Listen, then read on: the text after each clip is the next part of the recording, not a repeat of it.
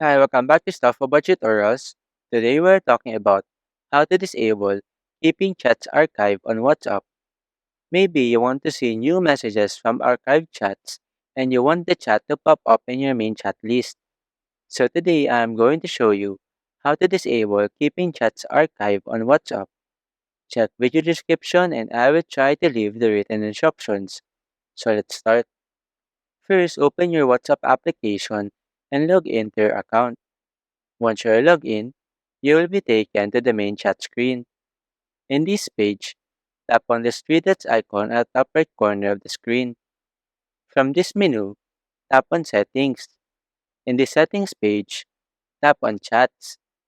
Here, you will now see this Keep Chats Archive option. By default, this feature is enabled, which means that archived chats will remain archived even when you receive a new message in it. Now, to disable this feature, simply tap on this toggle switch. After that, you now have successfully disabled the feature that keeps your chats archived on WhatsApp. Now, archived chats will now pop up in your main chat list when you receive a new message.